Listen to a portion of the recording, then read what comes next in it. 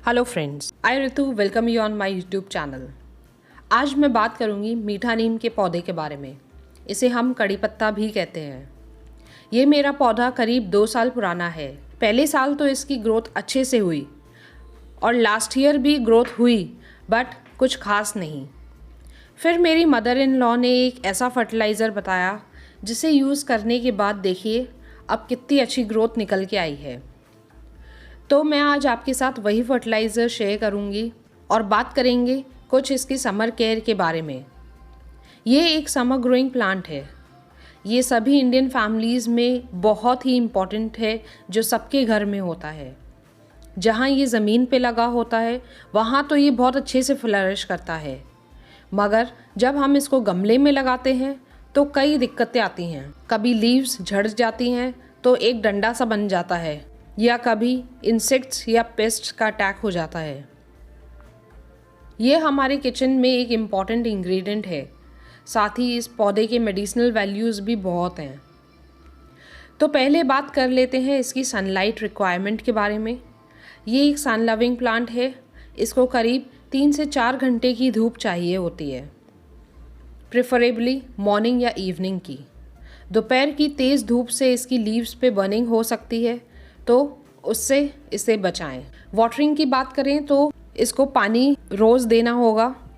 Make sure that soil is totally dried before you water this plant.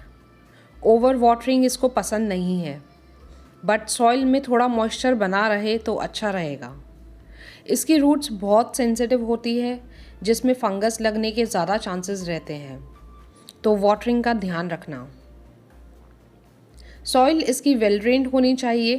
Potting mix में या तो cocopeat या sand mix कर दें ताकि मिट्टी पोरस बनी रहे। साथ ही इसको एसिडिक सॉइल पसंद है। फर्टिलाइज़र की बात करें तो इसको आप ऑर्गेनिक फर्टिलाइज़र ही दें। Since we are using this plant in our kitchen, so better not to use chemical fertilizers in this plant, जैसे कि वर्मी कंपोस्ट, नीम खली, सरसों खली, बोन मील, चाय की पत्ती, गोबर की खाद या मींगनी। इसमें आप सीवीड एक्सट्रैक्ट भी डाल सकते हैं, वो भी ऑर्गेनिक होता है। ज़्यादातर इस पे मिली बग्स का अटैक होता है, तो टाइम टू टाइम आप चेक करते रहें इसके पत्ते और स्टेम्स को। इसके अलावा मैं इस पे नीम ऑयल का स्प्रे करती रहती हूँ वीक में 1 बार। फ्लावरिंग इसमें भी होती है इस तरह से, जो कि मैच्योर होने पे सीड्स बन जाते हैं। मार्च में मेरे भी पौधे पे फ्लावर्स बनने लगे थे, बट मैंने उनको हटा दिया था क्योंकि मुझे ग्रोथ चाहिए थी। एक बार फ्लावर्स बनने लगे तो पौधा अपनी सारी एनर्जी फ्लावरिंग और सीड्स को मैच्योर करने में लगा देता है, तो इसीलिए मैंने उसको हटा दिया था। एक जो कॉमन प्रॉब्लम है वो है कि नीचे के पत्ते झड़ते हैं या हम किचन की यूज़ में ले लेते हैं, जिससे कि ये ऊपर के टॉप से तो बढ़ता रहता है लेकिन नीचे से खाली होता जाता है। तो इसके लिए आपको इसकी प्रूनिंग करनी होती है। फरवरी में जब हम अपनी सभी पौधों को खाद देते हैं, उस वक्त आप इसकी स्टेम्स को काट दें या पिंचिंग कर दें। ये काम आप रेनी सीजन में भी कर सकते हैं ताकि 3-4 न्यू ब्रांचेस निकलें। उससे ये बुशी होगा। अगर पौधा 4 से 5 साल पुराना है तब तो आप हार्ड प्रूनिंग कर सकते हैं। अगर पौधा छोटा है तो इस तरह से ऊपर से की स्टेम हटा दें, न्यू शूट्स निकल आएंगी। ये मेरे पास 2 पौधे थे, जहाँ जहाँ से इनकी पिंचिंग करी थी मैंने, वहीं से 2-3 न्यू ब्रांचेस आ गई हैं। देखिए, दोनों ही पौधे पे 2-3 ब्रांचेस आ चुकी हैं। इससे मेरा पौधा कितना बुशी लग रहा है।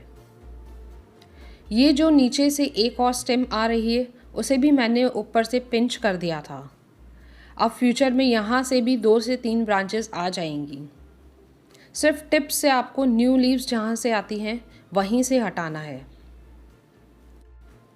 मिट्टी के ऊपर इस तरह से जो भी लीव्स गिर जाती हैं उनको आप हटाते रहें, नहीं तो फंगस लगने लगेगी। अभी देखिए मेरी मिट्टी एकदम सूख चुकी है और कितनी पोरस है। इसकी मिट्टी तैयार करने के लिए आप 60% गार्डन सॉइल, 20% कोकोपीट या सैंड और 20% वर्मी कंपोस्ट, नीम खली और बोन मील डालें। कड़ी पत्ता या मीठी नीम को एसिडिक सॉइल पसंद है, तो इसीलिए मैंने ये नींबू के छिलके भी डाले थे। कोई नींबू का बीज गिर गया है इसमें, जिससे ये देखिए एक नया पौधा तैयार हो गया है नींबू का। अब बात कर लेते हैं वो लिक्विड फर्टिलाइज़र के बारे में जो मैं डालती हूँ अपने पौधे में।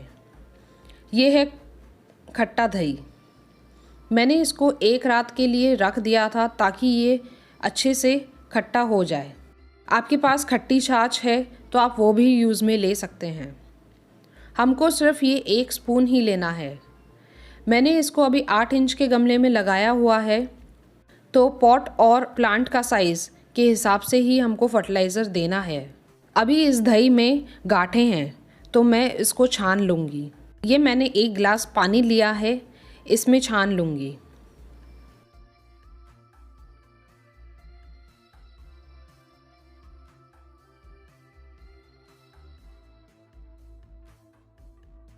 अब देखिए, बस अब इसको प्लांट की सॉइल में डाल दूँगी। Make sure soil completely dry हो, तभी आपने ये देना है। बस अब मैं इसको सनलाइट में रख दूँगी। मिट्टी सूखने पे आपको एक वाइट सी लेयर दिखेगी, तो घबराएं नहीं, बस हल्के हाथ से गुड़ाई कर दें। ये विंटर्स में डॉर्मेंसी में चला जाता है, जिसकी वजह से इसकी लीव्स कितनी बेजान सी हो गई थी। मगर अब देखिए, मार्च अप्रैल में फिर से इसने अपनी नई ग्रोथ स्टार्ट कर दी है और कितने हेल्दी लीव्स आ रहे हैं। तो फ्रेंड्स, आई होप आपको समझ आ गया होगा कि किस तरह से आपको अपने कड़ी पत्ता की केयर करनी है। If you like this video, please give it a like, share and subscribe my channel. फिर मिलेंगे एक नए टॉपिक के साथ। तब तक के लिए बाय, टेक केयर।